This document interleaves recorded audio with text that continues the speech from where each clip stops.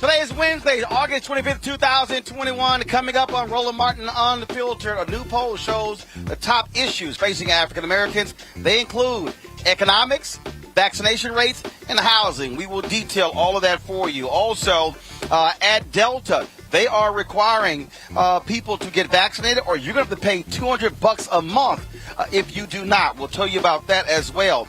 Also, the billionaires have gotten richer in the pandemic.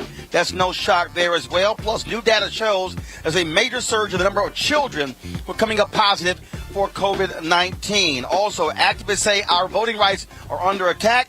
And again, 48 states have introduced voter suppression bills. There are several rallies taking place this weekend on the anniversary of the March on Washington for Jobs and Freedom. We'll tell you about that. Plus, we'll talk about the latest efforts on news coming out of Haiti and Afghanistan. Folks, we got a jam-packed show for you. It's time to bring the funk. Roland Martin Unfiltered, live from Los Angeles. Let's go. He's got it. Whatever the miss, he's on it. Whatever it is, he's got the scoop, the fact, the find. And when it breaks, he's right on time. And it's rolling. Best believe he's knowing. Putting it down from sports to news to politics. With entertainment just for kicks, he's rolling. It's on go, roll, roll, y'all.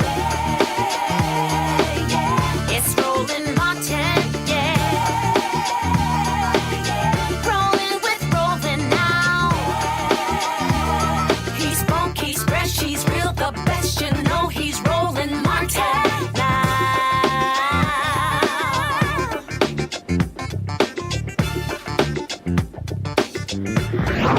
Martin.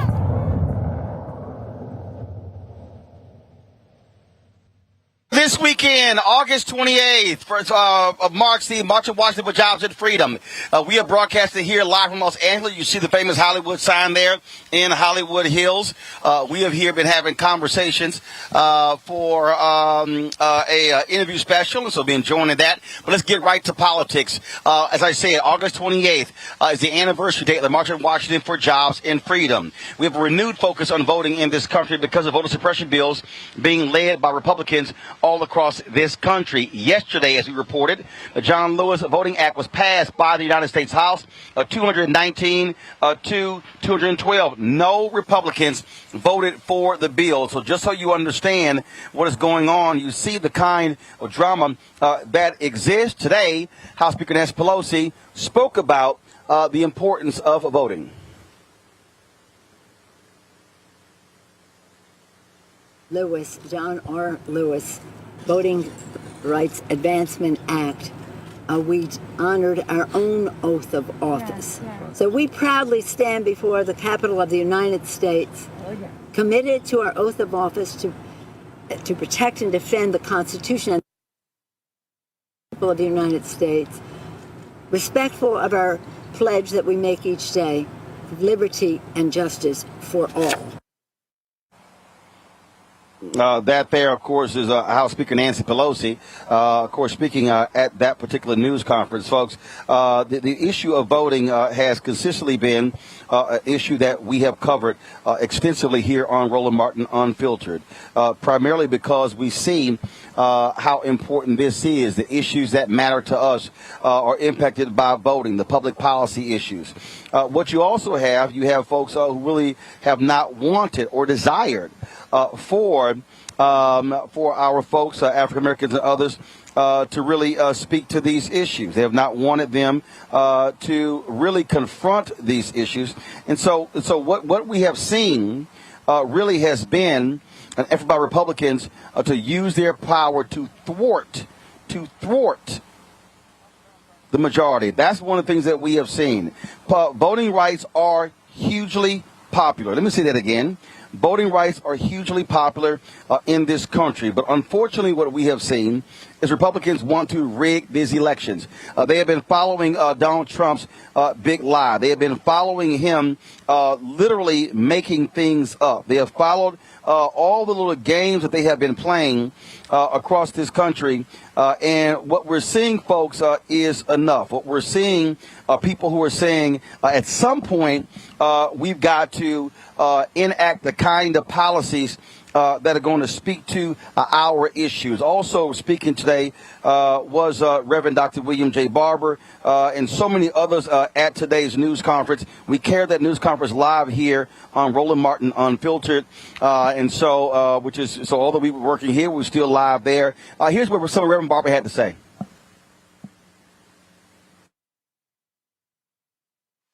We know that this Congress can keep faith with them. Thank you very much. Thank you. Members of the media, you've heard it clear from all of these moral leaders, the Poor People's Campaign, from Black Voters Matter, Transforming, all of these. Here's the agenda. Hold the line and hold it together. End the filibuster. It cannot be used as a modern-day interposition and nullification. That's right. Pass the For the People's Act fully that John Lewis wrote now. Pass the Voting Rights Act restoration that is written in his name now. Pass $15 of living wage and lift those 32 million Americans who make less than living wage, who saved us during the pandemic. Yes. They went to work. They got infected. They got sick. They died. Yes. Some of them died. Yes. And we call them essential. Treat them like it. Right. And raise that living wage. Raise it. And then pass infrastructure that reaches to poor and low wealth community. Pass the Build Back Better plan. But do it all, not some of it. It can be done. This is the time. Madam Speaker, we thank you so much for coming and listening and hearing the moral cries from denominational leaders and activists. We know you got to run because you're always running to run for justice. And so we thank you. And our word to you, as Latasha has given us our theme, hold the line in the house, and we'll hold the line in the street. That's right. Liberty and justice for all. Liberty and justice for all. Are there any questions from members of the media? If there aren't, all God right, bless you saw Reverend Barber. You saw Reverend Barber there address Latasha Brown, co-founder of Black Voters Matter. She joins us right now on Roland Martin Unfiltered. Always glad to have you on the show, Latasha. And so what was that theme that you laid out? We spoke with Leader Pelosi to let her know where we want her to hold the line in the House, that the Senate has not been able to get the job done, and there needs to be additional pressure that the infrastructure bill, as it's laid out, when we're talking about the Republicans and there's bipartisan support, then we've got to make sure that there is the kind of support that we need to get a voting rights legislation passed. And so we asked, we met with her around an hour and a half prior to the press conference and really laid out some of the things that we were concerned about, but also wanted to encourage her and ask her to hold the line on the infrastructure bill. There cannot be an infrastructure bill passed where we're talking about physical infrastructure in this country while we allow the political infrastructure to collapse, while we allow democracy to collapse, where people are punished because of the way that they voted in this last election cycle, namely Black voters. Black voters came out in record numbers and voted in this last election. And so what we are sending a message loud and clear, and we wanted to ensure Leader Pelosi that if she holds the line in the House and force them to deal with the federal legislation on the voting rights, that we got her back. We will hold the line in the streets because we want to make sure that we see federal legislation to protect our right to vote. And the thing here that we keep talking about here, why there has to be sustained pressure. We simply cannot have folks say, Joe Manchin of West Virginia, U.S. Senator, Kristen Sinema of Arizona, they're not going to move. So, you know what? Let's give up. And you got some folks, and let me be real clear, you got some folks on the civil rights side who say, all this protesting and stuff, that's performative. Bottom line is, what happens in the streets affects what happens in the suites.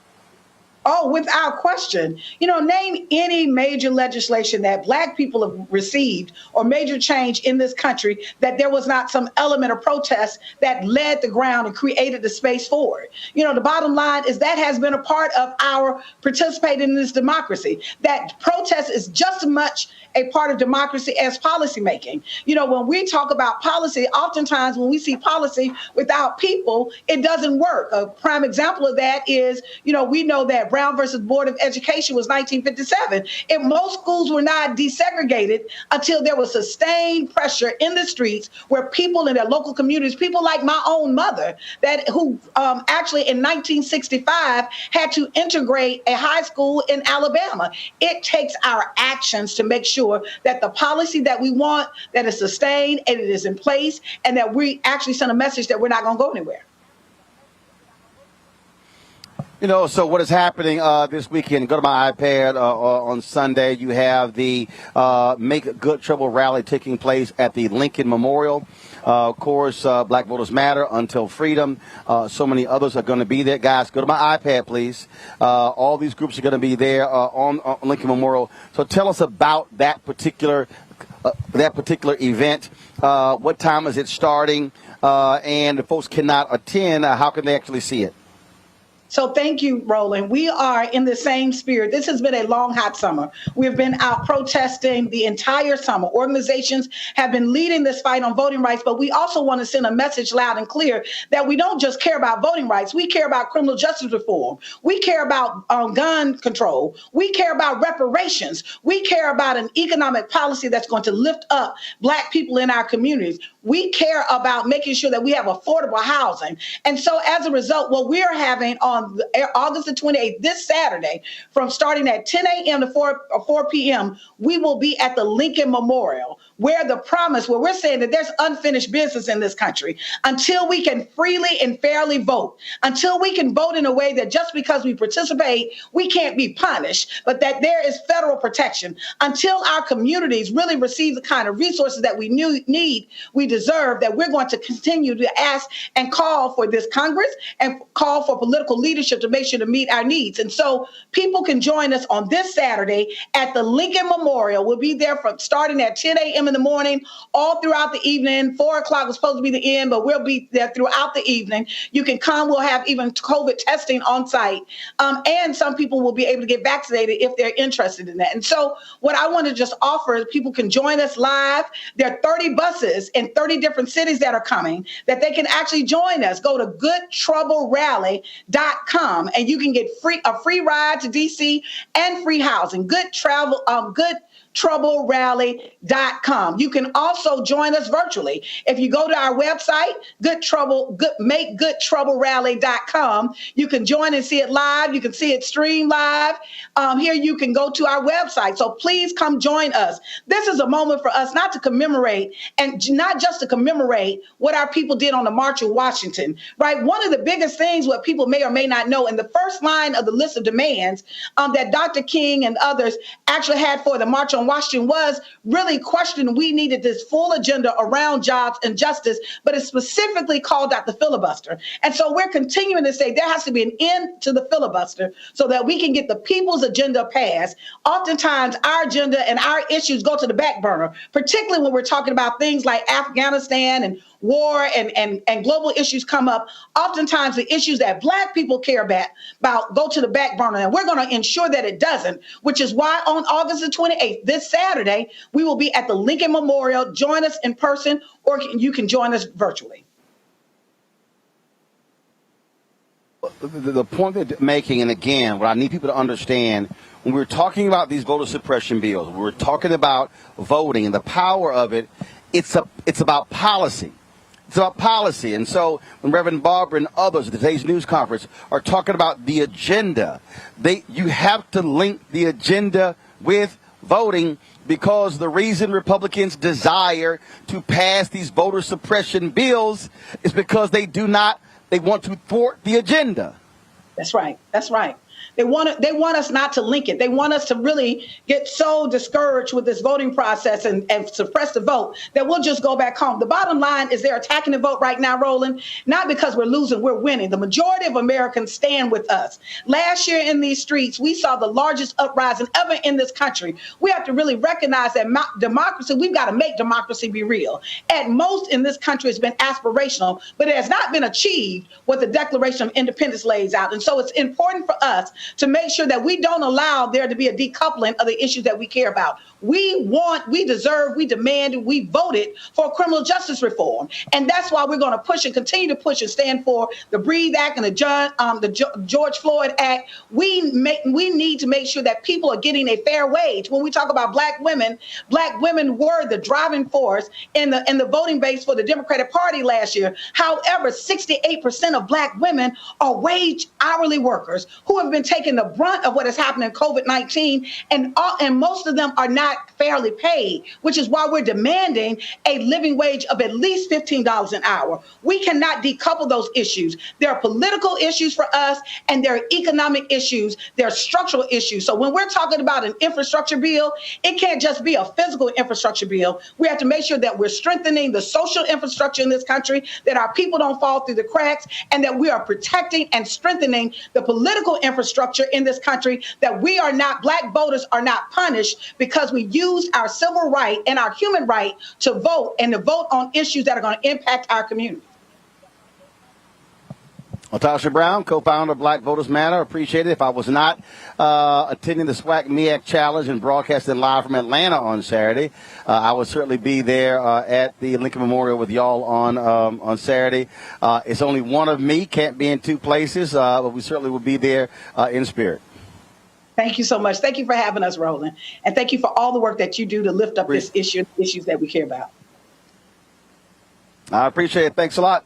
Let's go to my panel. A. Scott Bolden, former chair, National Bar Association Political Action Committee, attorney in Washington, D.C. Kelly Bethea, communications strategist. Also, Brianna Cartwright.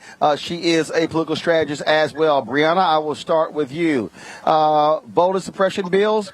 It's politics, politics, politics. At the end of the day, Republicans want to be in charge. They want to be in control. This is a desperate attempt to be able to suppress black votes, to be able to maintain their power, to suppress the votes of white voters in the suburbs, to suppress the votes of young voters as well. That's what we see at play, which is why Congress must do their part and pass these bills. Yes, absolutely.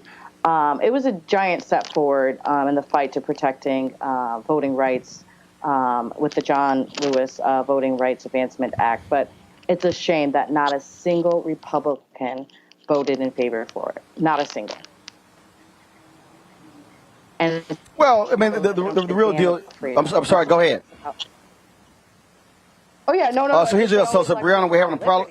Hold tight 1 second, Brown. We have a problem with your signal, and so guys, and I'm hearing some scratching with her audio. Please fix that. Let me go to Scott.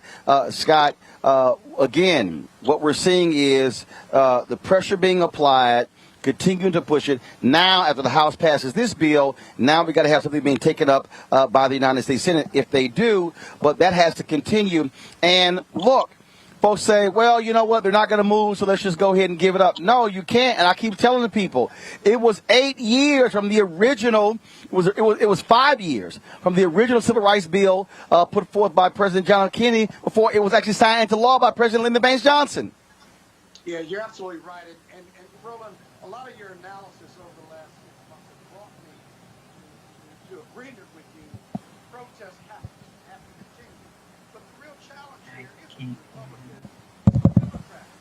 And it's in the Democrats' interest because of the 2022 midterms to pass this voting rights legislation now, not later. Because my biggest fear and the probability is that the midterms, the Democrats are going to lose the midterms if they don't pass this voting rights legislation. Sure, you got infrastructure, you got the budget and reconciliation budget and stuff, but voting rights is whether you link it or not.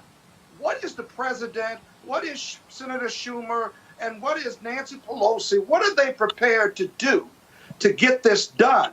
Because their energies, they can cut deals on budget reconciliation. They cut deals on infrastructure. They give folks that don't look like us in jurisdictions that don't have a lot of people that look like us all of these economic and infrastructure goodies, if you will. But what are they going to do about cinema? What are they going to do about Manchin? And what deal are they going to cut to get this done or to get rid of that filibuster? Because it comes down to what are they going to do? So I hope my colleagues who are out there in the streets fighting and the head of the organization, I hope that in those meetings, they're saying, we need you to do A, B, and C. And if you can't do A, B, and C, I'm sorry, you're just not with us because you don't value the black vote and you don't value voting rights if you got the power to change and you won't take that step. There's no excuses anymore. Otherwise, the midterms are up for grabs and the Republicans are going to be back in control. Kelly, they're having marches in multiple cities across the country, not just Washington, D.C. And one of the reasons why that makes sense is what people don't even realize, there were actually multiple marches around the country in 1963. Reverend Jackson was actually arrested at a march in North Carolina. The thing here is that you have to continue to keep people activated and involved and engaged so they don't become complacent. Absolutely. And you've said this on your show many times, but I want to reiterate something of this magnitude is a marathon, not a sprint. But in that same vein, you also have to realize that, especially Democrats have to realize that compromising on this bill, frankly, isn't much of an option. I understand what Scott was talking about and what are we willing to give up. But when it comes to this bill specifically, there's no wiggle room. I mean, it's as lean as it possibly can be as far as voting rights are concerned. Nothing should be left to the wayside when it comes to this bill. So, like you said, like, I understand when you're saying, people need to just keep pushing and, your gas just needs to be on the pedal. But at the same time, in doing so, there's no room for compromise with this. Other bills, maybe, but with voting rights, you have to be steadfast. And Democrats who aren't Black also need to understand that. There's just no wiggle room here. This is a matter of our voices being silenced, because your voice is your vote. Your vote is your voice. And what Republicans are trying to do is to literally silence us. And this bill is trying to give us the megaphone that we earned, frankly. So anything other than what's in the bill as is, nothing else matters. Like, this bill as is needs to pass, period. The thing that Scott, and we're trying to get Brianna back. The thing, Scott, here, when we talk about the next steps, you made the point. You're absolutely right. Democrats, if you don't move on this, you actually position yourself to lose in 2022. But the other deal is, if you also, one of the reasons why you're going to lose if they pass the bills and there's no pushback, and you're going to lose because the people who you need to come out are going to be pissed because you didn't push back and pass your own laws. Exactly. And you further run the risk, right, that Black folks don't come out because you didn't do what was necessary to pass the Voting Rights Act bill, and then they get disillusioned. You run that risk. And then Democratic leaders will blame Black people for staying home. But this is a partnership. We got you elected in 2020, right? You promised us that our values and our votes would be met with an agenda that supports Black America and an urban agenda. And when you don't pass the Voting Rights Act and you demand that we come out and we overcome voter suppression to get you back elected, what's the equation there? What's the payoff? What's the political consideration for me doing it all over again when you had a chance to pass this bill? We begged you to do it, but you weren't willing to get arrested for it. You weren't willing to end the filibuster. You weren't willing to cut a deal with West Virginia senators and Arizona senators. And so what's the payoff? What's the payback? The payback is, and it's a huge risk, Roland, that Black people won't show up because they're disillusioned, because the Democratic Party certainly didn't support them after we came out in droves. It is a real risk here, and we need to be demanding these leaders who have power, while we're on the street fighting, these leaders that have power, they cut a deal on the Budget Reconciliation Act, they cut a deal on infrastructure, they need to cut a deal or link voting rights to one or two of those bills, or to put it as a priority. Because really, their political future is at significant risk. They don't believe it, quite frankly. They think they can get white voters to vote for them because of infrastructure and all these other things they got going on. But historically, we know that's not the case. That racism and racism, as well as how they vote, white people vote, that the Democratic Party is talking to them about the working class and all these issues. But they don't believe that the Democratic Party is talking to them. They think they're talking to people of color like me and other protected groups. And so, therefore, they're going to continue to vote for Republicans. We haven't won the white vote. The Democratic Party hasn't won the right vote since Lyndon Baines Johnson, probably. And so, as a result, we've got to understand that this isn't a Black issue. This is a Democratic and a United States of America issue. And right now, our Democratic leaders are acting like this is a Black issue, and we'll get to it later. And one of the things, Brianna, that I find to be very interesting is I'm looking at our chat discussions, and I'm seeing people talk about, the number one issue that we should be talking about is reparations. Okay. So here's the question. How many Republicans voted for the John Lewis Act? The act passed named after the late Congressman, and many of those Republicans who would travel to Selma with John Lewis voted against it. Speak. Brianna, how many voted for this bill yesterday? 0. Not a single one. 0. So to all of the people who are yelling, reparations must be our number one agenda, I need y'all to explain to me that you ain't got no chance on the Republican side. 0. So the only pathway is a Democratic side. So if you don't vote, then how are you going to get something passed? See, that is like 2 + 2 really is 4. Absolutely. So I think that we still need to fight for reparations. I do think that we've built enough of our side to pass something. And fortunately, we don't need the Republican side, but we need to unite as Democrats. And I do think that, going back in regards to the John Lewis bill,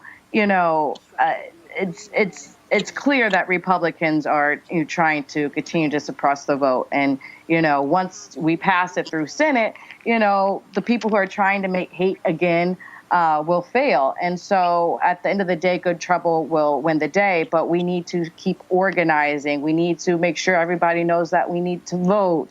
Like all these things are very, very important in galvanizing and unifying our side. Because we can see they don't give a damn about us. And so, we need to make sure that we're accountable to our people and focusing and making sure that we get this passed, making sure that we get other things passed. I'd say reparations. I say our high student loan debt. Republicans are telling their constituents, aren't telling their constituents the truth about wearing a mask and getting the vaccine, right? But they're out here trying to pass Jim Crow voting laws. And it's just for us to inform people on that. And while we have the majority, get stuff done. We're not trying to go backward, but really, especially as Republicans are going to try to reclaim power in 2022, but really go strong in getting what we can done now. Again, and so let me see the point I'm making about reparations argument. Reparations is a policy. Mm-hmm. Equal pay, Absolutely. Policy. Federal contracts, policy. Housing, policy. And so you can't act as if politics plays no role in policy. So voting goes hand in hand with policy. And I'm telling you, Scott, I really think we might have to bring back,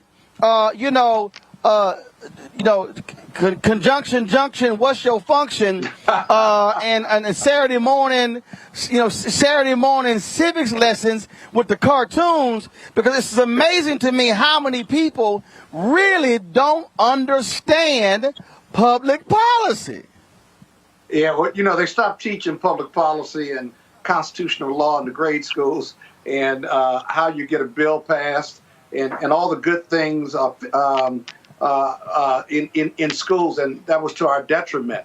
But you got to be able to count too, right, Roland? On top of that, your public policy, you got to be able to count. Well, I can count, right? I wasn't great at math. I became a lawyer, but I can count. That was like the basic. What do you mean? I'm sorry. I think somebody was talking. Scott, anyway, hold on. We got some talk. Scott, go ahead.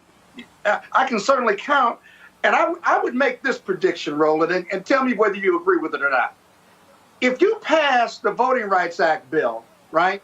If you pull all stops in the filibuster and pass it, the Democrats are unlikely to ever lose the White House again. That's how important this legislation is. Agree or disagree? Here's what I'm laughing. I give you an example, Kelly. I'm sitting here looking at some of the comments here, and so this person actually said, "Where's the comment here?" And this person said that Democrats are not going to pass anything. Okay, who you got then? See, I mean, the real deal. This is real simple. This is real simple. No, this is real simple. Like for instance, this dude, 1968 truck turn. This is what he said. We can't count on Democrats for crap. Okay. 219 people voted for the John Lewis Voting Act. 0 Republicans. The infrastructure bill. Some Republicans. The American Rescue Plan, 0 Republicans. So, if ain't no Republicans voting on any of these bills, who are you left with to put pressure on to drive policy? See, I'm not about to have these philosophical arguments. I love these idiotic people, Kelly, who say, Roland Martin, you up here going hard for the Democrats. The Republicans ignoring your ass. I mean, completely. Don't care. So, if this is the only group that's paying me any attention, I might want to put my focus on trying to get them to move, because the GOP is saying, Black America, we don't give a damn about y'all. Well, whether you believe that Democrats believe in us or not, bet on yourself. Don't bet on Democrats, bet on yourself, bet on your vote. If you have an issue out there and there's a party that remotely advocates on behalf of that issue, bet on yourself and push for that issue with the party that gives a damn in any respect. And that's how I'm looking at it with the Voting Rights Act. That's how I'm looking about it with infrastructure. That's how I'm looking about it with any policy that has to deal with me and mine.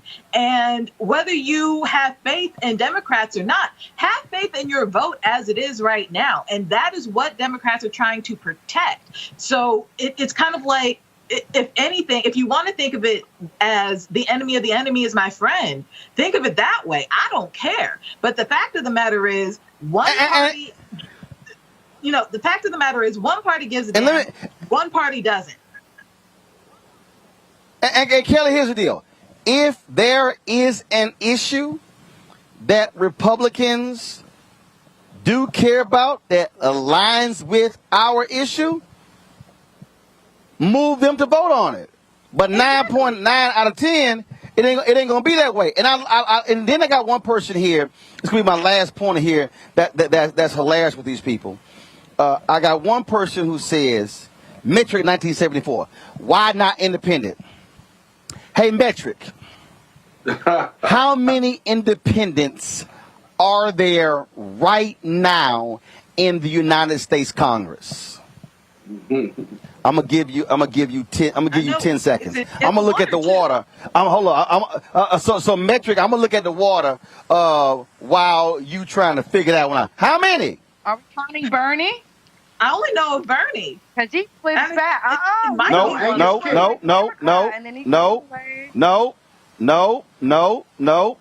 2. Bernie Sanders, Angus King. He doesn't count.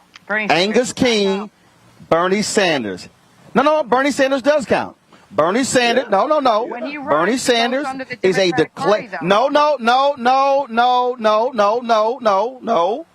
Listen, there are 2 declared independents in Congress. Senator Bernie Sanders, Senator Angus King. Now, per the U.S. Senate rules, you have to pick a caucus on who to caucus with. Exactly. King and Sanders, they caucus with the Democrats. I'm just simply saying, technically, there are two independents. The point I am making to these people who yell, holler, and scream, independent, the only independent candidate in the last, 32 years that got any substantial support was H. Ross Perot in 1992. That's it. This is not Jesse Ventura, who ran for governor of Minnesota and won on the Reform Party banner. Perot ran again in 96, got fewer votes. Prior to Ross Perot running, it was John Anderson in 1980. That's it. So I know it sounds cute. I know it sounds wonderful, Brianna. People go, we need to create our own party or go independent. The reality is this. There are two parties in America. There's the Republican Party. There's the Democratic Party. It's two. And so if you're going to get anything that's you're going to deal with that political process. And then you got these folks like this fool Sean, stop following these boomers. They are a joke. Well, Sean, if millennials and Gen Z get off their ass and vote like boomers, then you ain't got to listen to boomers. Brianna, go ahead. Well, as a millennial, I advocate that we are listening and trying to get others out. I think. No, Brianna. Are millennials voting their numbers? No, they're not as well as we can. But Brianna, that's my point. That's my point. I'm saying if millennials don't want to listen to boomers, outvote the boomers. Mm-hmm. I hear Makes you. sense. I think that we had the largest. See, I see. Hold on. I love how Brianna like. Damn, I don't want to have to concede it because I know he right. So let me try to sit here and I want to. Brianna, you over there struggling like, ooh, I don't want to have to concede his point. Go ahead and concede it. But again, and I'm Gen X. I'm just simply stating, boomers vote. Boomers ain't wishy-washy. They go and vote. And what I'm arguing is, if millennials and Gen Z voted their numbers, we ain't even having this voter suppression conversation. We sweeping all of them out of office. Go ahead. Brianna, go ahead. Well, I would also say that I would like boomers not just to vote, but also to stay engaged and organize and actually do the work. They are. Okay. You about to. I don't think they. No, you wrong. Hold up, Brianna. Now you new to this show, Brianna, you new to this show. But so right now you done walked into dangerous territory. Because here's the reality, Brianna, that simply is not the case. The folks who show up to school board meetings, the folks who show up to county commissioners meeting, you talking to somebody whose parents are 74, they work the polls. Okay, I can tell you right now, you can go across this country to any city, any black community, and do you know who you're going to see showing up? It's going to be some 55 plus, largely sisters who are showing up. Yes, some young folks are turning out. No. Working the polls, showing up to meetings. That's actually who is the most. Yes. Okay, Brianna. I don't know. Oh, girl. Hold on. Brianna, what city are you in? Southville, Michigan, currently. But girl, come on now. You know doggone well when you go to Detroit, you're gonna see some boomers who. Come on now. Let's be real here. I know that's your group. Boomers. I see a lot of Gen X's and younger that's been more on the ground. And I'll say that even in Miami, Florida, that most of them have been younger. I think that, like I said, boomers vote. I just don't think they have been as engaged on ground lately. I haven't, I think that it's been the opposite in my experience that boomers vote, and unfortunately a lot of the millennials and the Gen X's, they were at the protests. They've been active on social media and showing their disconcern, but they're not voting. I think merging the two would help, I think, the movement a lot more. I feel like it's more sectioned out.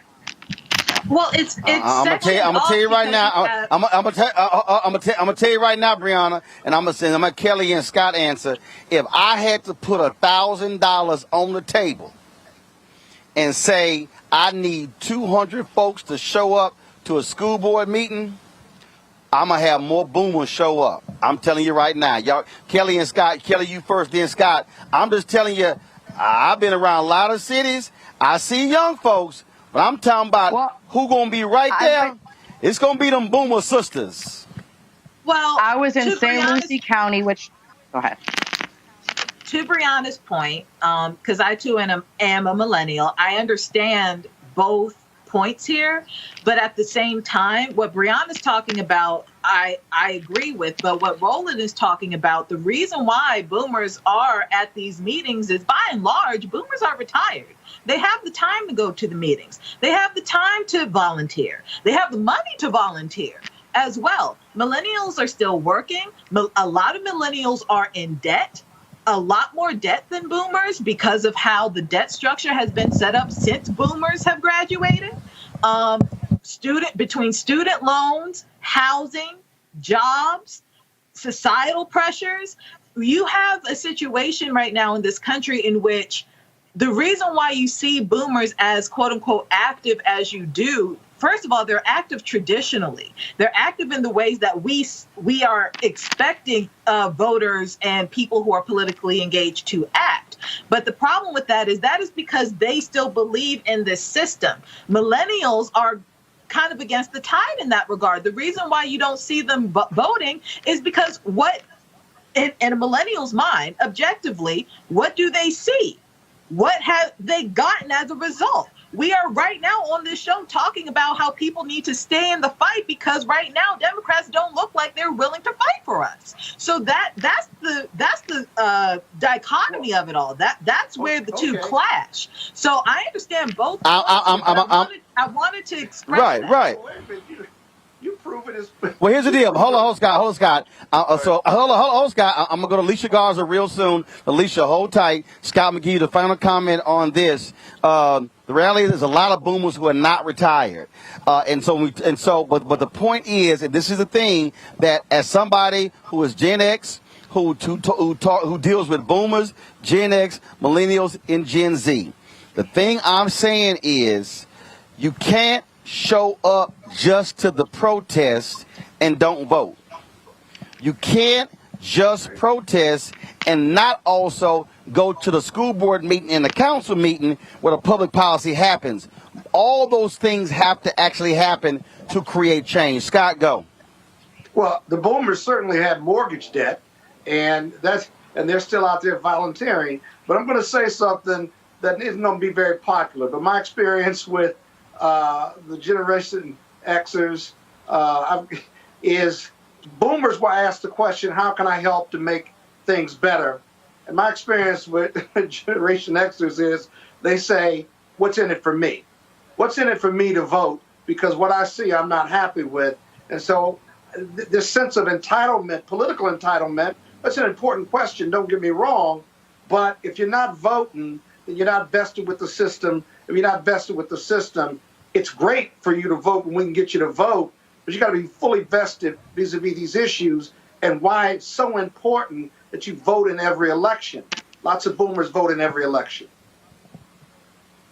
And that's why we talk about those issues. There's a new national poll done by Black to the Future and Social Analytica where they talked to black respondents, and they made it perfectly clear that economic relief, vaccination rates, as well as housing crisis are the most important issues facing African Americans.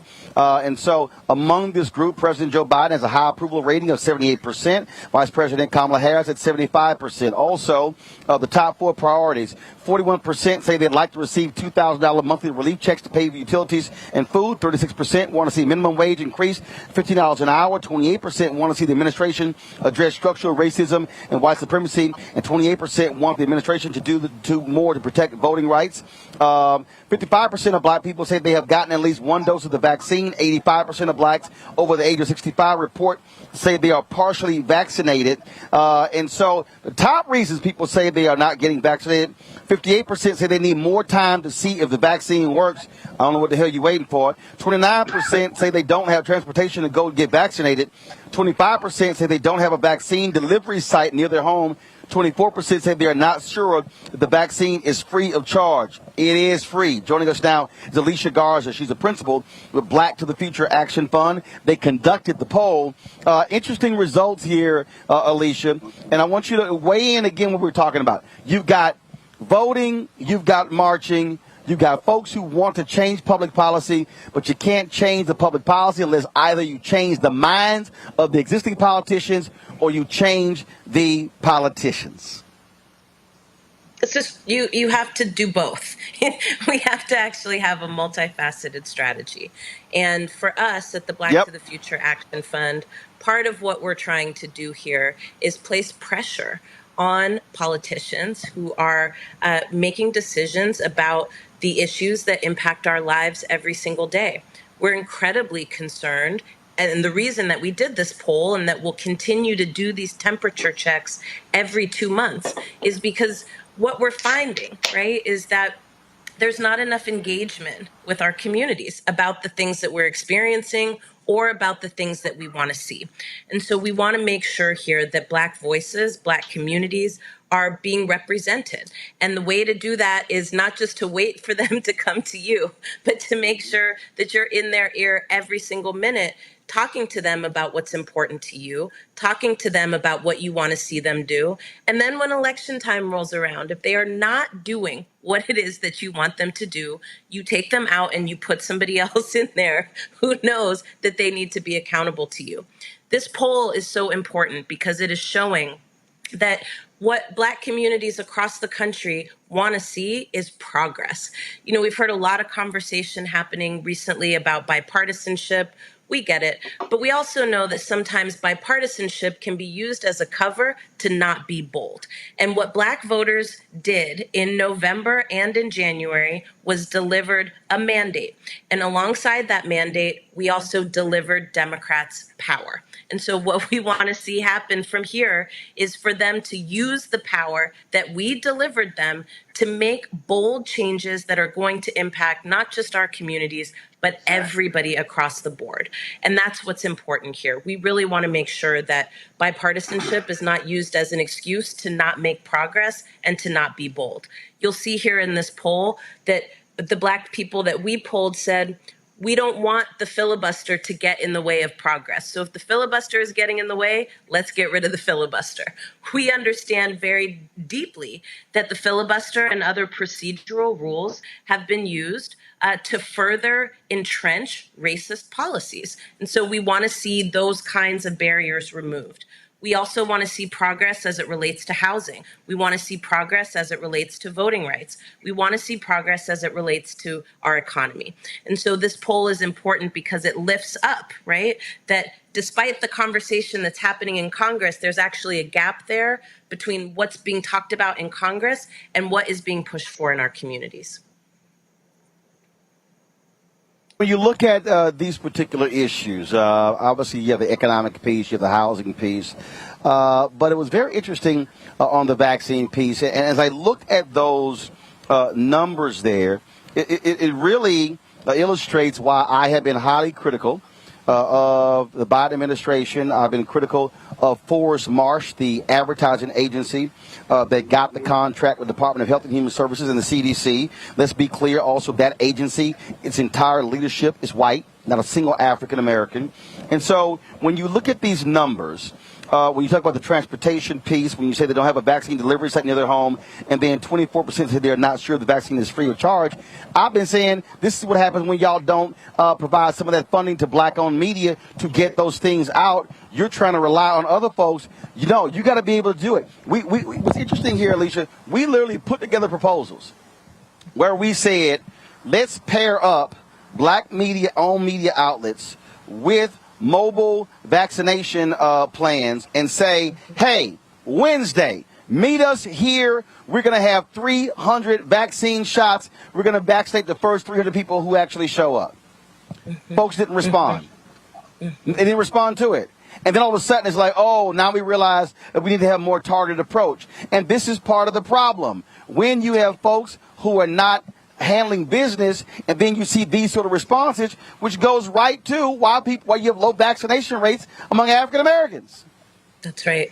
Well, there's a lot going on here, Roland, and you're absolutely right. There's a huge information gap that is literally placing black communities under duress and under attack.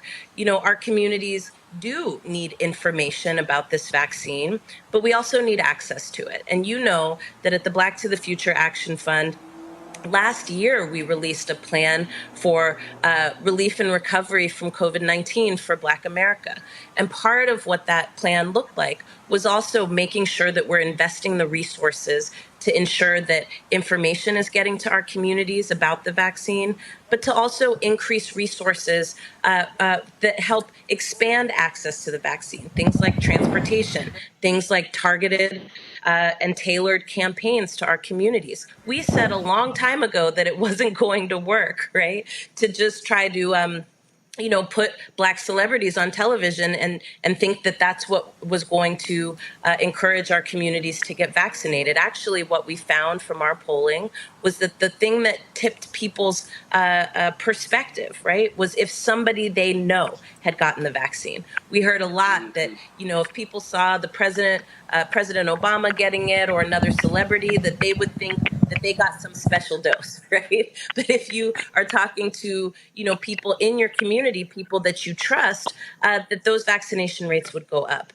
So I do think the administration has a huge challenge here. One of those challenges, of course, is that with this rollout, there was not enough information given about this vaccine and why it's important, what it does do and what it doesn't do. But then, of course, the other thing is that we didn't resource communities to make sure that that vaccine was distributed widely and equitably. There are still people who think that the vaccine is not free. There are people who think that, they're getting injected with COVID. There are people, right, who say that their number one barrier is that they can't actually access a site where they can access the vaccine. Mm-hmm. And then, of course, right, we didn't do a lot of information about the effects that you will have with the vaccine. So we told everybody to get the shots, but we didn't actually go into resourcing or helping people better understand what those side effects might be. So we do have a big issue here. And unfortunately, because this was in a lot of ways used as a way to demonstrate the effectiveness of this administration, I do believe that there were many shortcuts that were taken, and we are all now reaping the consequences of those shortcuts. Questions from our panel. Scott, you're first. Hi, Scott. Thanks, Roland. Scott Bolden here. On your list, if you pull that list back up, I thought it was interesting that the reasons that black folks weren't getting it were completely different than the 50% of America, those who are Republican, what their reasons are. They don't trust the source of the government. They don't trust the government. They don't trust the source of the private company, or politically they're Republican and they don't trust anything. If you compare that list to that group, clearly black people, if they have access to the vaccine, based on your research, they would get the shot. I think only a small percentage said they needed to learn more about it. Am I right about that? That's correct. I mean, so here's what we're facing here.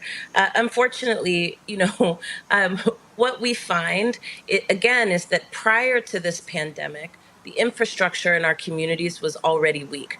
And then when you add on top of that a global pandemic that's putting extra pressure on already weak infrastructure, of course, you see the gaps emerge.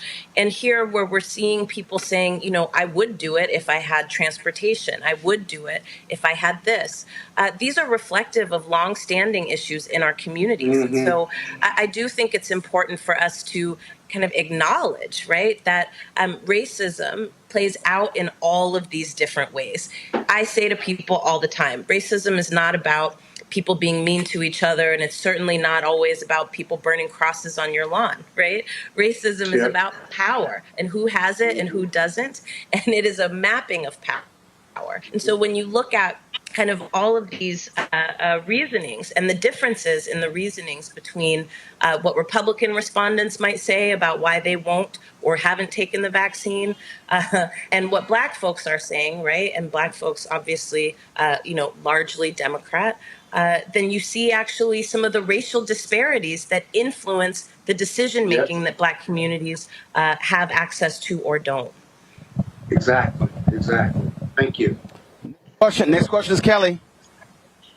Hi. So, given this survey, what do you think the messaging should be to encourage people to get vaccinated? Because if the information is out there regarding, yes, it's free, if the information regarding how to get there is out there, it seems as though the shaming campaigns don't necessarily work in some jurisdictions. So I'm curious, just for your thoughts, as to how to get the message out there that yes, it's good. Because the other prong that I saw of them wanting to wait to see what happens, frankly, we don't have that kind of time, because the longer you wait, the more chances there are for another variant to emerge and be prevalent above the Delta variant. So I'm not necessarily worried about those who think that they need more time. We don't have more time, but for the others who have those more legitimate concerns, what do you think the messaging should be at this point?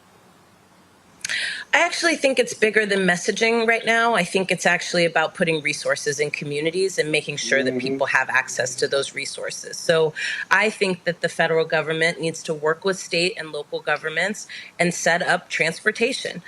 We know that we've got, private companies like Uber and Lyft, right, that are doing free rides to clinics. But we actually need more than that. And we need to not just be relying on the corporate sector, right, which is largely unaccountable to government.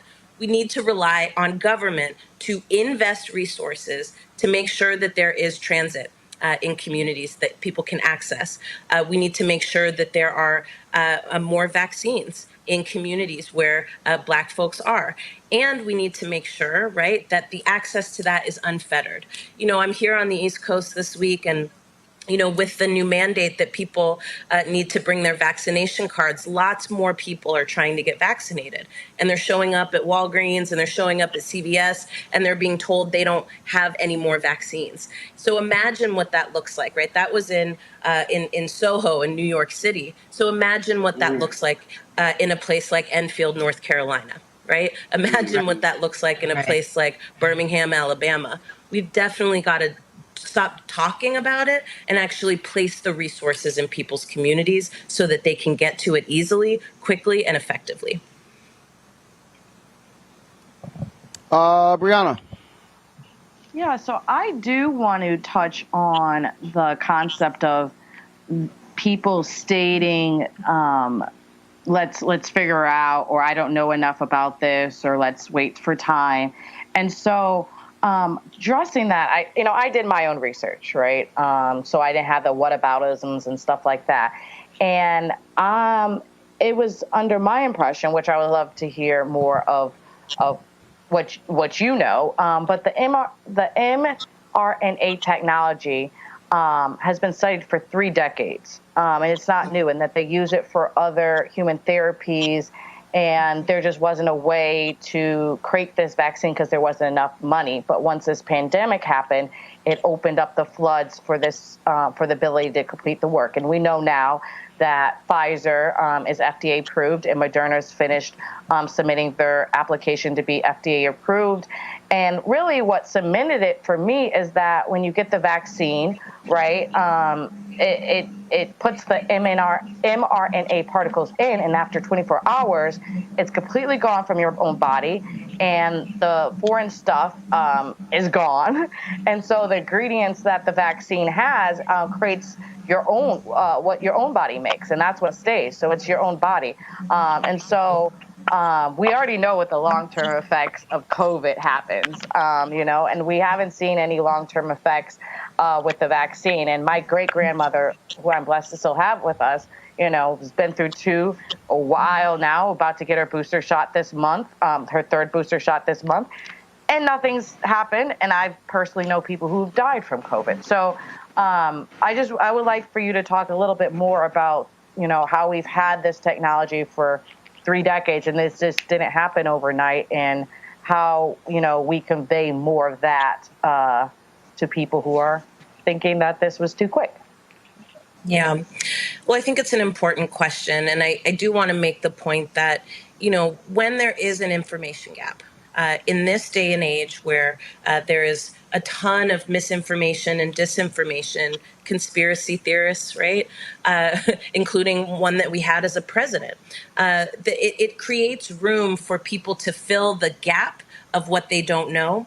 And I think that this is something that is important for us to understand. Misinformation and disinformation campaigns are also not new, and they are targeted at Black communities in particular. Roland, I saw you this week giving Busta the business about the way he was using his platform to spread misinformation. Had to do it. It's a lot. It's a lot. And so here's what I think we need to do. Earlier, Roland, you were talking about Schoolhouse Rock. And I do think it's important, right, that we are making this information as clear and as crisp as possible. None of us are doctors, right? And so it's hard to grasp some of the technicalities of the thing. But I do think what we need to be able to do is explain to people in very simple terms what this does do and what it doesn't do. And they need to be able to hear that from people that they trust, people that they don't think have an ulterior motive or agenda. And unfortunately, I think what we're seeing is that we have a lot of different messengers because people don't know our communities, and so they're using approaches and tactics, right, that might work for white folks, right, but they don't work for us. And so we've got to shift that.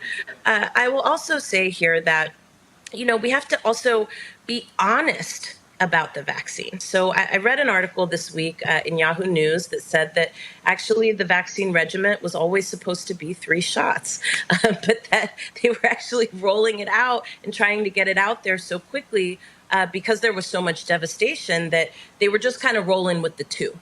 And that's important, right? People I know, once they started seeing other folks getting the shot and people were experiencing side effects, it was scaring them. Nobody was actually saying to you, hey, in that second shot you take, you might, feel sick or something for 24 hours. So what we're going to do is we're going to incentivize employers and business owners to give people a sick day so that they can go and get vaccinated.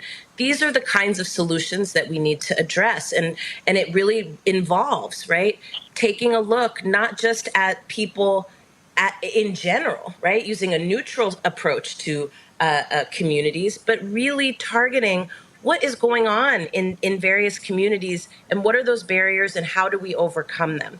What's happening in Black communities is unique and specific. And so we need to tailor solutions to particular constituencies to make sure that we're successful. We have been saying this for a long time. Between political campaigns to, social outreach about social issues, you cannot use a race-neutral approach when it comes to Black communities. It just doesn't work. All right. Alicia, where can people actually go to actually see all of the poll? You can go to black2thefuture.org and check it out on our website. We will also be doing these polls every 2 months. And so you'll be able to see in real time how opinions are shifting or changing and how the issues and priorities that we care about are shifting and changing. We really want to make sure that we're keeping you up to date. So visit us at black2thefuture.org. All right, then we certainly appreciate it. Thanks a lot. Always glad to have you here. Whenever y'all have your information, all you got to do is let us know, and we'll put it out there so the public is getting real information and not getting medical advice from Busta Rhymes or Tank. Lord have mercy. Thank you, Uncle Ro. I appreciate it. Thanks so much. Folks, got to go to a break. Before we do so, let's hear from our partners with Seek.com.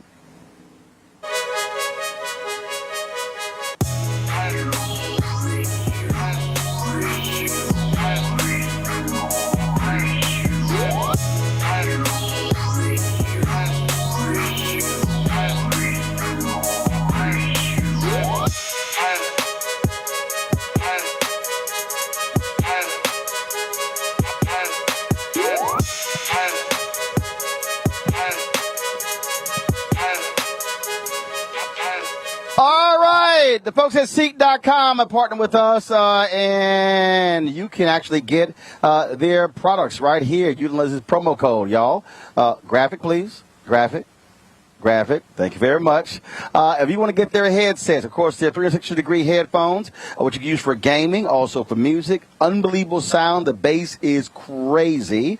You also have virtual reality headsets that you can also get to allow you to watch the virtual reality content on Seek.com. All you got to do is go to CEEK.com and use the promo code right here, RMVIP21. RMVIP21. Seek.com, of course, is founded by Sister Mary Spio, and so we certainly believe in supporting black-owned businesses. And when you purchase the headphones or the VR headset or both, a portion of the proceeds come back to Roland Martin Unfiltered. And so that's how, when you support our partners, they support us. So please go to Seek.com and check out their products. Got to go to a break. More of Roland Martin Unfiltered, broadcasting live from Los Angeles, California. Back in a moment. I believe that people our age have lost the ability to focus the discipline on the art of organizing. The challenges, there's so many of them and they're complex. And we need to be moving to address them. But I'm able to say, watch out, Tiffany. I know this road. That is so freaking dope.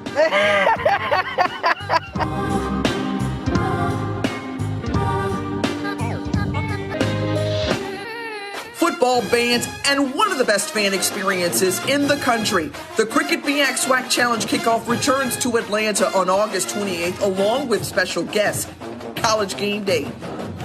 Then Alcorn State takes on North Carolina Central with conference bragging rights on the line.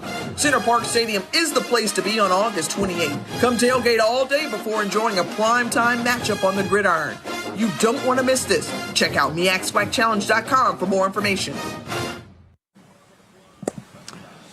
And, of course, folks, join Roland Martin Unfiltered in Atlanta Friday and Saturday for the SWAC MEAC Challenge. Friday, we'll be broadcasting live from the Atlanta Braves baseball game. We'll be hearing from the commissioners of the SWAC and MEAC, plus school presidents and other great guests. On Saturday, we'll be from the Coca-Cola fan zone at the stadium where the game is taking place. We'll be broadcasting live. Some great things going on. Tigger's going to be spinning. They got some chefs out there with the Coca-Cola kitchen. We're going to have some phenomenal stuff for you. Plus, we'll be live streaming the halftime show and the concert after the game. Check out Roland Martin Unfiltered on Friday and Saturday. And we thanks all of this in partnership with Coca-Cola, the SWAC MEAC Challenge. We'll see y'all there. On August 28th, 1963, my father led a march on Washington. He had a dream. He had a dream. A dream. I have a dream. That one day, this nation would rise up. Rise up. Rise up. Rise up. And live out the true meaning of its creed. If we are a government of the people, by the people, For the people. the people, Then we can't make it easier for some people to vote and harder for others. Voting rights are under attack across America. And we are ready to rise up. on August 28th, 2021. August 28th. 58 years to the day after my grandfather led the March on Washington. People all over America. In Atlanta, Washington, D.C. Miami, Houston. Phoenix. And cities and towns across the country will join together in the same nonviolent, nonpartisan spirit of Dr. King. To tell our elected officials we won't wait any longer. We need federal voting rights protections for every American. Every American. Every American. We need it now. Join us at marchonforvotingrights.org. And on August 28th, march with us. March with us. March with us. march with us. And tell your elected officials if they stand for democracy. It's time to walk the walk. Hi, I'm Teresa Griffin. Hi, my name is LaToya Luckett, and you're watching Roland Martin Unfiltered.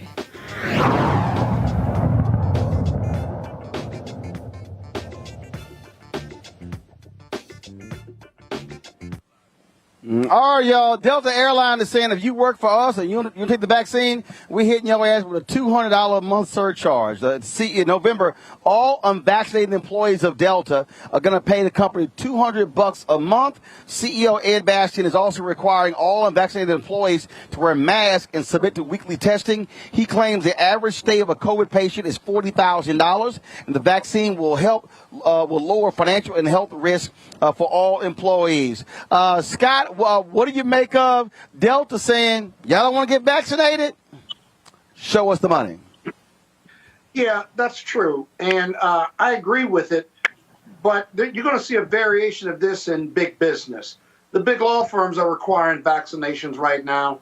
They don't get as much PR on this, but these folks and their employment and labor lawyers in these big law firms have even hired consultants to advise them. Ultimately, you're going to have to be vaccinated to come into the office, at least right now you are. And ultimately, they are going to have to figure out what this workforce looks like, whether it's at home or in the office or some combination of that.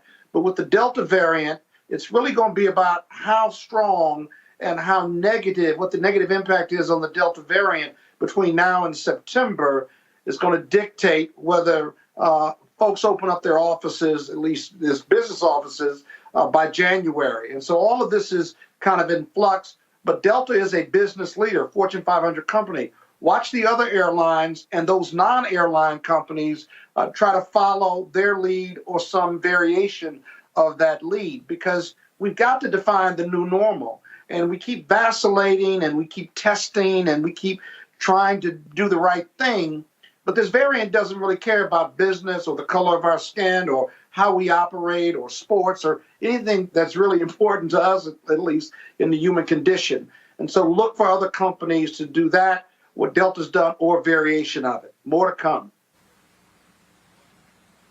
Kelly, I ain't got a problem with it. I ain't got no problem at all with Delta. If these folks want to sit here and run their ass around unvaccinated, hit them in their pocketbooks. And so all the other people talk about, oh no, it's your right, it's your freedom. What he's really saying is, guess what? You unvaccinated and you get sick, and then the insurance company got to pay that money. You also can cause insurance premiums to go up for other workers. Exactly. But I don't have a problem with it either. I think in the article it said each employee of Delta that contracted COVID not only was unvaccinated, but it cost the company $40K per person to get them treated through their insurance policies and whatnot. So this is a smart money move, but it's also just a public health move. I mean, you're talking about people who are up under other people every day. Why would you not want to protect yourself with viable solutions? Not talking about the stuff that you shoot up horses with, not talking about Clorox like the last president said, an actual vaccine that has proven results, that is backed by science for you to not die from a disease. Like, it is not that hard of a decision to make. And the fact that corporations are not necessarily making the decision for you, because you have the choice whether you can work there or not, but the fact that corporations are taking the initiative to actually protect you, one, it's refreshing, but two, it just needs to be done, because the fact that people are still out there saying, God knows what, just to not get the vaccine is absolutely ridiculous. And at this point, you might as well be a bioweapon. Yeah, but Roland, real quick, let me tell you what else is at work here.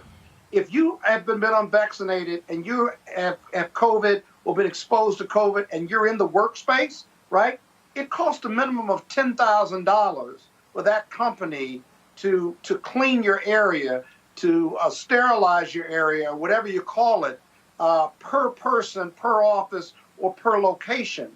And so there's an economic issue here that they're not talking about. But I've certainly advised clients in my law practice on some of these issues, and it is an expensive process to clean up and sterilize that workspace and that office space if you're exposed because you haven't been vaccinated, or even if you have and you've been exposed to COVID or you have COVID, asymptomatic or not. There's a real hard cost there for these businesses. And I would Bottom take it line, as- Brianna, if these hard-headed folks want to stay hard-headed, the companies are saying, fine, y'all go work somewhere else. Yeah, I would take it one step further because I'm for it. Charge them if they don't want to get vaccinated. We need it. But I think that the issue that I have in it is that I know that there's people who are selling fake vaccination cards and people who are buying it. So not only is it would I like to see companies encourage the vaccinations to occur and seeing the vaccination cards, but have those frequent tests for their employees and making sure that they're not coming to work sick, that they're still wearing masks, that they are properly cleaning.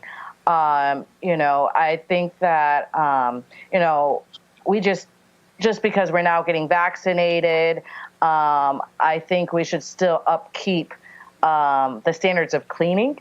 I really like that we have started to learn how to clean more our public spaces. And I just don't want us to get comfortable not only saying, yes, we need to get vaccinated, but we need to get vaccinated and still do these other things. Wear a mask, clean our spaces, get tested very frequently. It's just not, get vaccinated and show us your card and then we're all good. Well, here's the deal. I think the way companies can confront that whole deal is say these are company-approved vaccination locations. Or what major companies like Delta should do is say we're going to have vaccination days at the office. And so that way you know for a fact that it's actually happening. You know for a fact that if it's Moderna or Pfizer, they got to get 2 shots. And so you know for sure exactly that those cards are real. I think that's one of the things that you're going to actually see happen coming up, and that is, do you have these certified locations to be able to sort of control the fraud? Yeah, I like that well, idea. I agree, but Delta is in a different space too. Remember, they're part of the tourism industry. They're on the front line with these employees, whether they're pilots or ticket folks or they're in the executive branch. Every one of them is vitally important to the business model and the business bottom line. There's a financial incentive for them to take really hard-line positions once they get behind a vaccination program, or they're charging people if they're not vaccinated. So don't forget, this is a business financial decision for Delta, and you're going to see other airlines either follow with some variation or not, and other big businesses. Absolutely, and so again, we'll be following that even more. Let's talk about this story out of New Orleans, where a newly released video shows a Louisiana state trooper brutally beating a black man weeks after another black man died in state police custody. This footage shows the trooper pummeling the black motorist 18 times with a flashlight.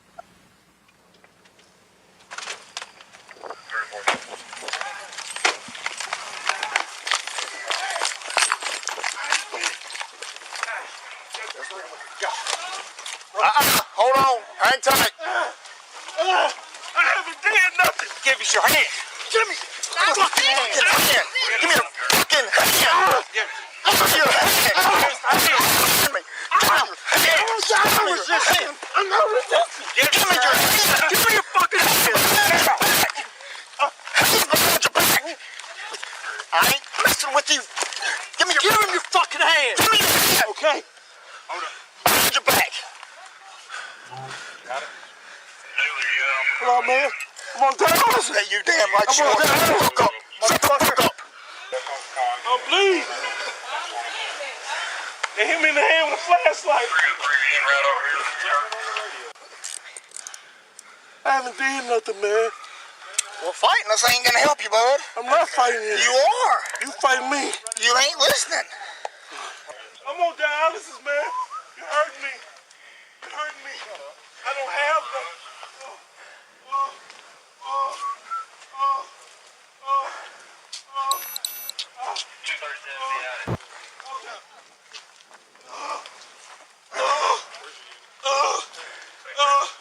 I haven't did nothing.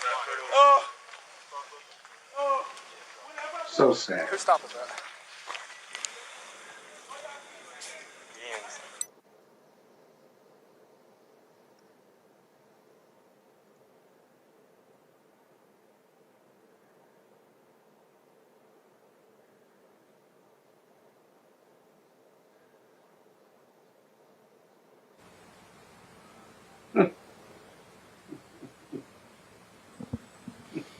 Now, folks, the Associated Press obtained the video in 2019. The Louisiana State Police actually tried to keep it a secret of the encounter. It left Aaron Larry Bowman with a broken jaw, broken ribs, and other injuries. It came less than 3 weeks after troopers punched, stunned, and dragged another black man, Ronald Green, before he died in custody. Remember, they said Green died in a traffic accident. Federal prosecutors are examining both cases in a widening investigation into police brutality and potential cover-ups. And that right there, Scott, is the big issue. It's the cover-up. How the Louisiana State Patrol tried to keep it a secret. Well, that comes from the top, and that's culture. Now, you and I have broken down these videos to the point where we're so tired of breaking them down. But I'll say it one more time and try to be as brief as possible.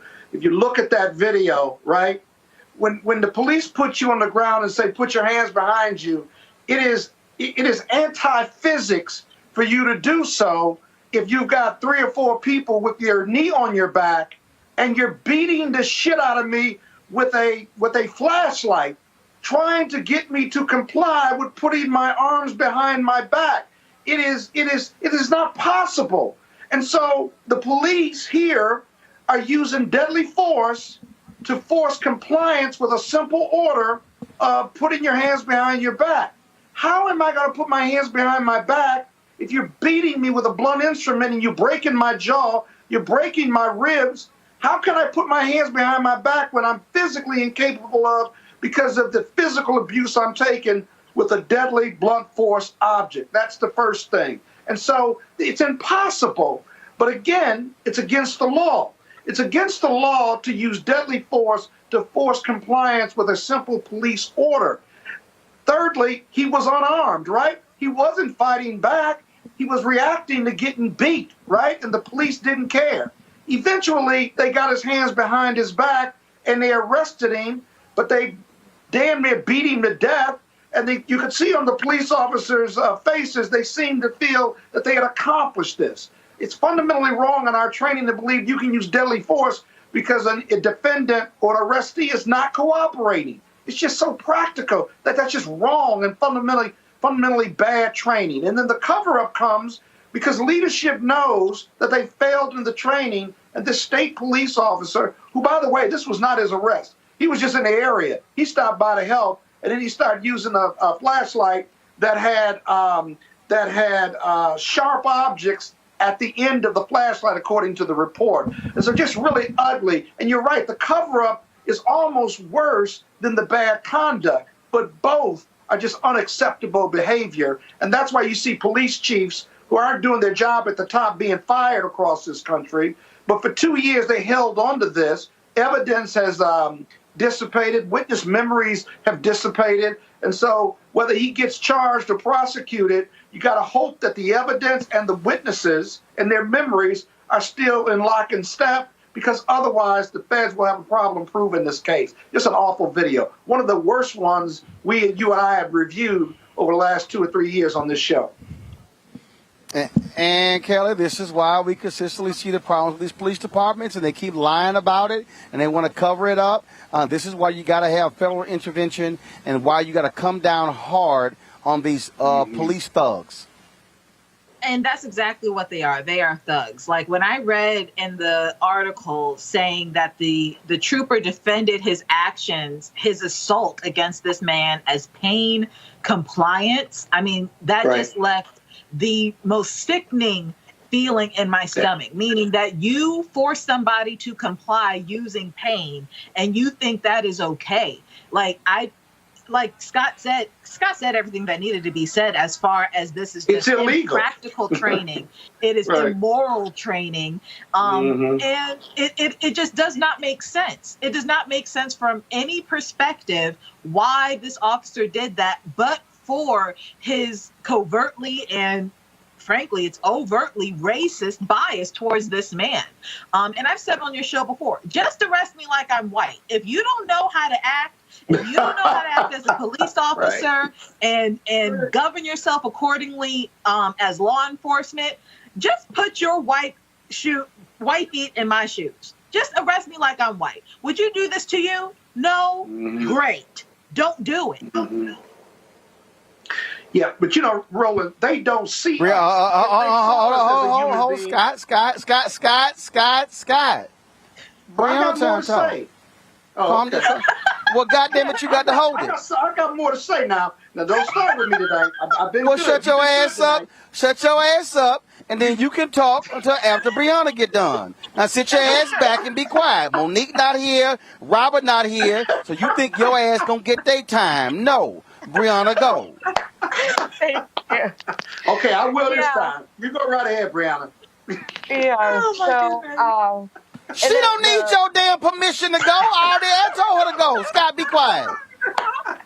Brianna, go ahead. Thank you for that humor, because that video was very, very sad. And we've had these conversations previously before, and they keep going on and on and on. New polls say that the rate at which Black Americans are being killed by police at this point is twice as high as the rate for white Americans. And it's totally unacceptable.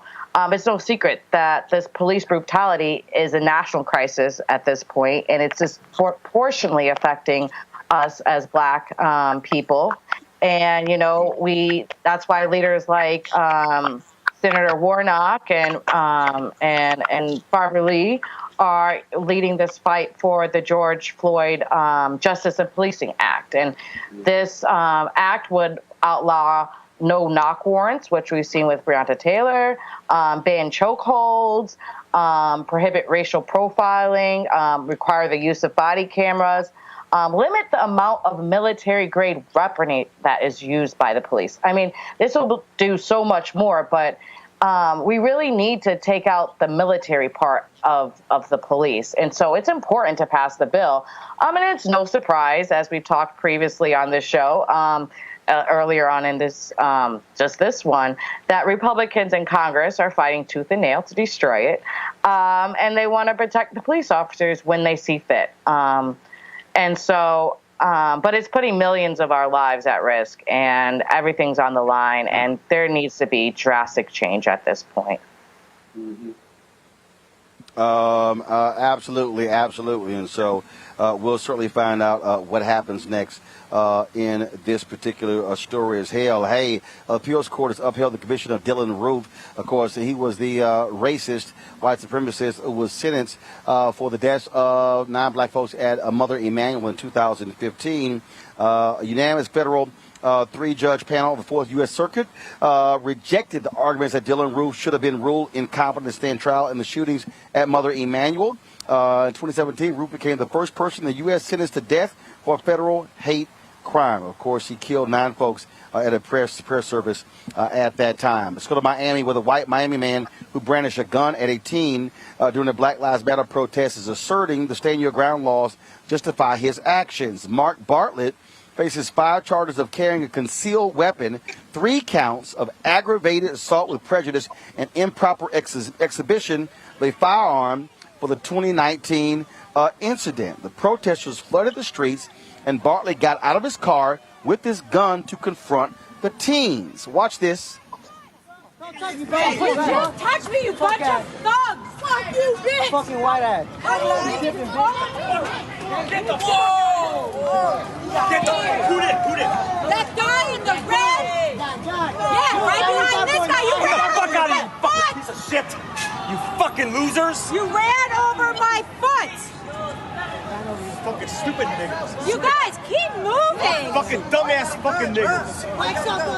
And this guy right here. Y'all gonna be on the news. Y'all gonna make the news. That's fine. All right. Fucking idiots. Y'all stupid niggas. Listen, you stupid niggers. Put that gun to my head, stupid bitch.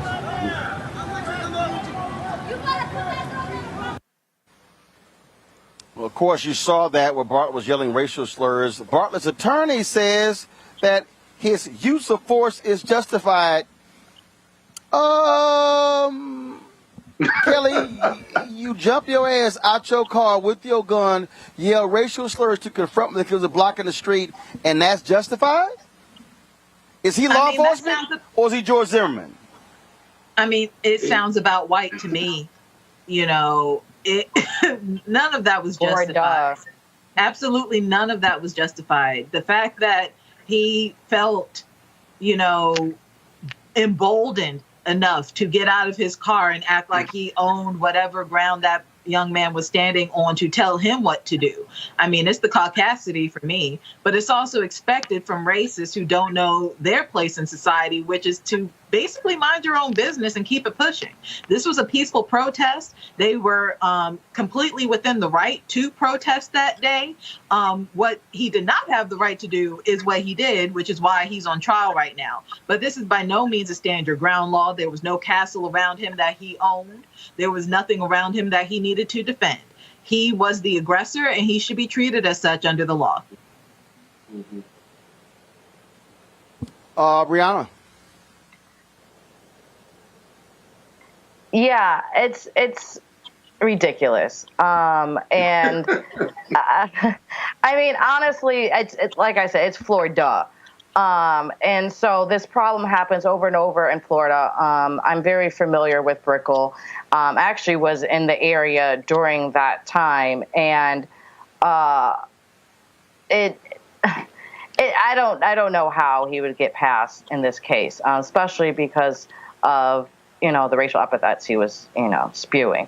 But the issue, though, is the so-called stand your ground law in Florida. We've seen time and time again vigilantes being the judge, jury, and executioner. And so, like, you know, there's been from Trayvon Martin, from Marquise McLaughlin, there's been so many issues, and they've gone away with stand your ground. And, you know, stand your ground has no place in a civilized society. And, you know, as Kelly said, that he wasn't protecting his castle, even though in Florida that's not a criteria you need to defend your stand ground. But it allows anyone to feel who feels afraid, which he shouldn't have felt afraid, they got out the car, to murder and label as self-defense, to roll over someone's foot because they were in the way and she had to go pick up the kids from soccer. And it was just, it bothered her and frustrated her because it took away her time. But, I mean, the reason they were protesting is because the injustices on their lives. And and that was such an inconvenience for her to even have to think about as a white person what we're going through as Black people. And so the stand your ground law disproportionately is used against people of color. And we really have to change it. And it's that hopefully, you know, they take this case and do the right thing. It's awful. And I don't think that you can use the stand your ground law. Scott, I didn't realize, Scott, you can just jump your ass out anytime you want to and wave your gun at people because they're protesting. Didn't realize that was part of the stand your ground law. It really isn't. And so, you know me, I love to analyze these videos, right? So who's driving the narrative, if you will? And the individuals in the Range Rover, whether they were white Americans or white Cubans, who's driving that narrative? The woman got out of the car and went to argue to try to get them to move. No one touched her. You will see the second individual next to the guy on the bike who stepped in front of her, and the guy in the red was trying to move away from her, and then she accuses him of running over her foot.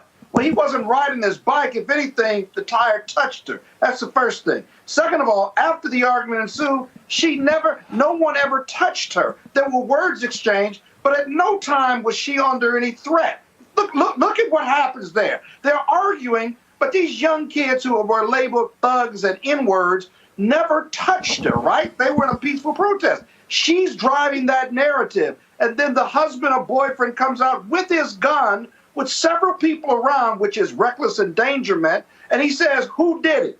Who ran over your foot? Now, secondly, no one else is armed right now. No one has a stick or a knife, nor are they showing it, right? And so he's walking around cursing and using racial epithets, and he's got a 9mm in his hand as if he's under threat.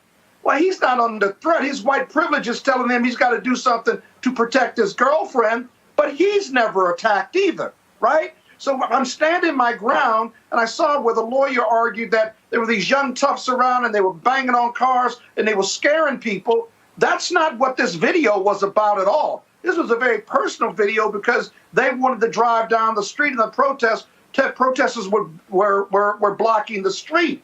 And so, you know, there's a liberal view, a wideband view of stand your ground, but this isn't it. In fact, the protesters were standing their ground and they were unarmed, nor did they ever touch any one of those, that man or that woman. That's going to be a hard defense. And the government's argument, or not the government, but the defense lawyers' argument was trying to convince the judge to allow that defense. And it's certainly, it's going to be up to the court as to whether he allows it. But I think it doesn't qualify for stand your ground at all, especially in this public place.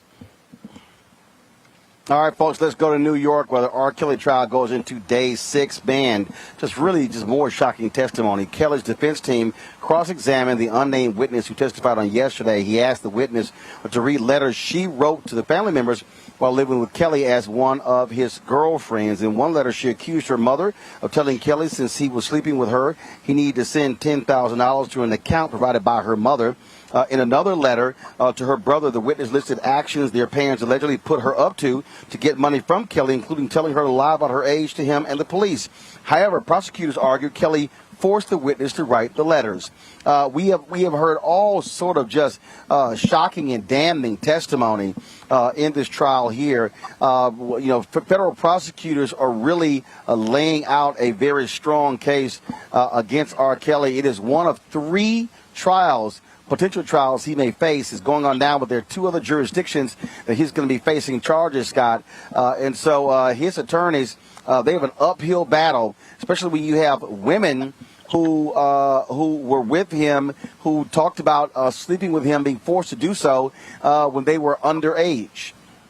Yeah, and while they lied to him about them being underage, while they lied about that, and while they told other public lies, the government explained that away through these witnesses by saying that they were forced to lie because of their fear of R. Kelly. Now, the defense lawyer has been cross-examining these witnesses. He's got to be careful now because he's got a charge whereby he had sex with these women and passed on an STD to them, which is against the law without putting them on notice. He's transporting younger people vis-a-vis statutory rape, whether they lied to him or not, in violation of what we used to call the Mann Act across state lines. And then that he has a racketeering charge where he has a criminal enterprise whereby he invites these women with a team of other people to either incarcerate them in their home, but also to transfer them across state lines, as well as to have sex with underage girls. It's a well-charged case against him. And while the defense can nip at the credibility, if you will, how these witnesses, how these women, these victims are holding up on the stand is really impressive. Even though they've lied before, they've explained why they lied. And even if you say they don't have credibility, the fact of the matter is the medical records show that they had sex at an early age, or as a juvenile, 1. But 2, the medical records show that he passed on an STD to them. I think it's going to be a hard road to hoe to get around it, even if you're going to argue at the end with the jury that all of the women are lying, they all wanted money, their families wanted money, and he's in this position because of their greed and he wouldn't give them money.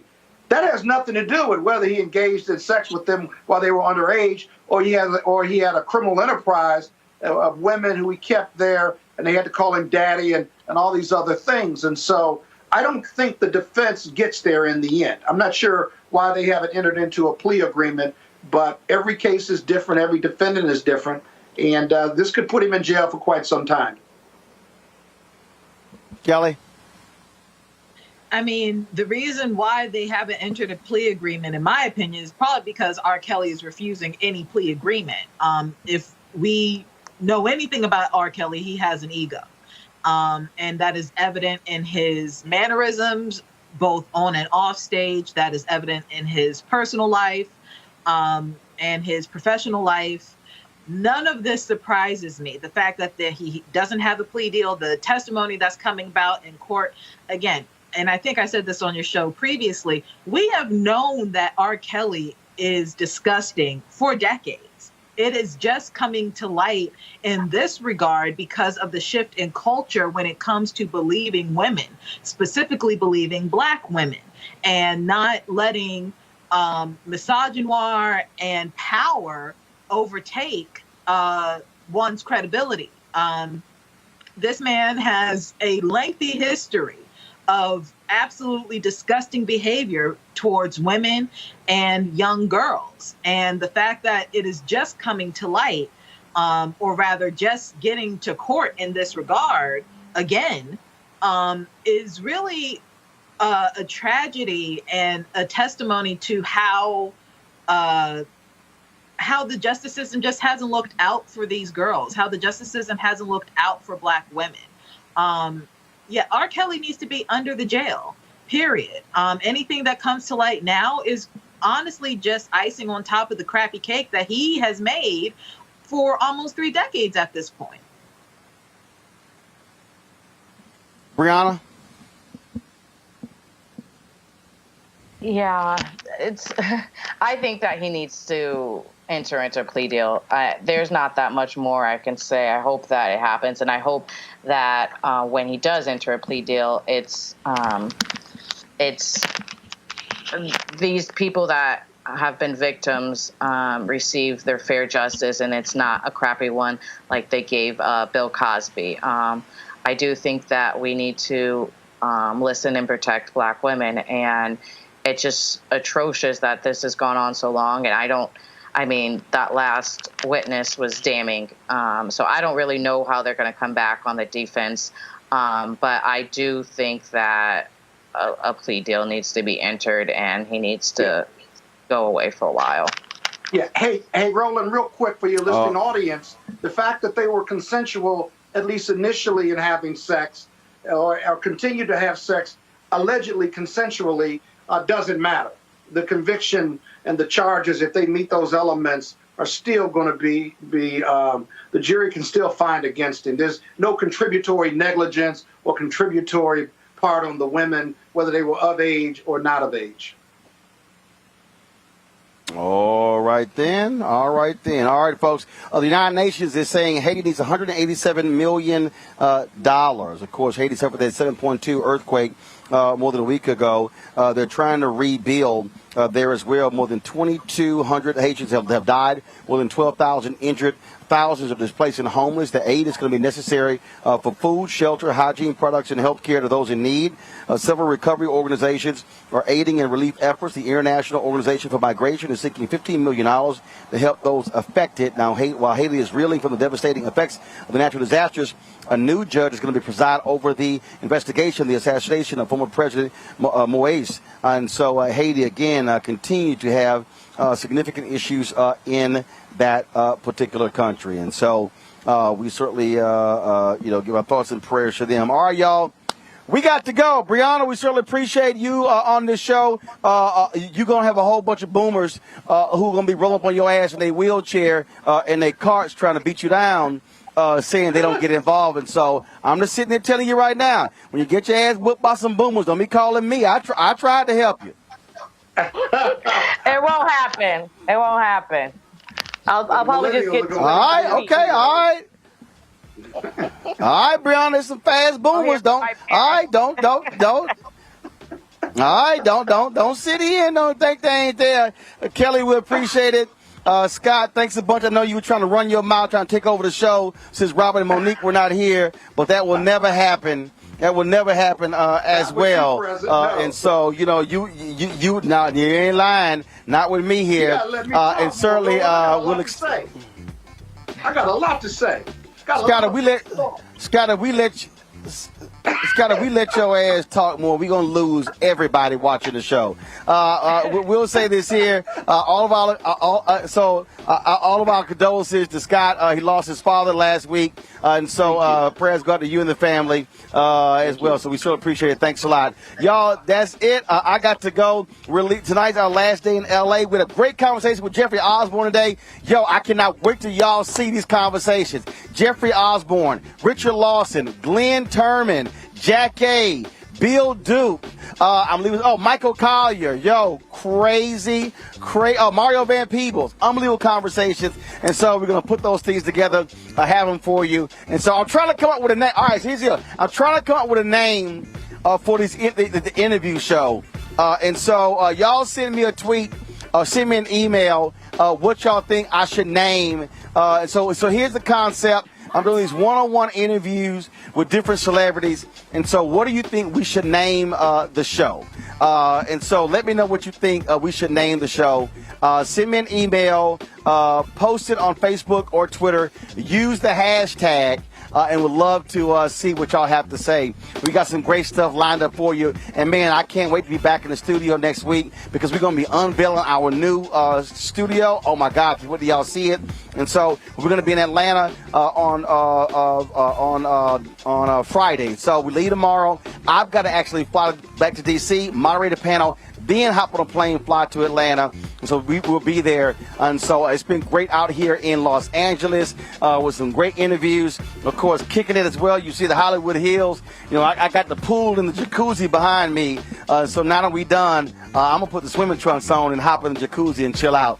And so I appreciate it. Thanks to everybody for watching this show. Don't forget, if y'all want to support what we do, every dollar that you give goes to support this show. I told y'all, man, we got some next week is just going to be unbelievable week.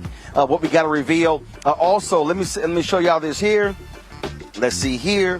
Where are we right now with our people? And so right now we have 794,576 YouTube subscribers. We are 4,500 away from hitting 800,000. If you're not subscribed to our YouTube channel, please switch on right now. To subscribe to the YouTube channel, click the like button. But please support what we do by joining our Bring the Funk fan club. When you support the show, you are supporting the hiring of black crews, lighting directors. We support black businesses on this show. We thank folks like Next Door for supporting us as well. And so please, Cash App, $RM Unfiltered, Venmo.com/RM Unfiltered, PayPal.me/R Martin Unfiltered. Zelle is Roland at RolandSMartin.com, Roland at RolandMartinUnfiltered.com. That's it. I'll see y'all tomorrow. Roland Martin Unfiltered. Actually, Amisha Cross is going to be guest hosting tomorrow because I'm flying back. But I'm going to see y'all on Friday from ATL and the SWAC MEAC Challenge, courtesy of Coca-Cola. Man, we cannot wait. Holla!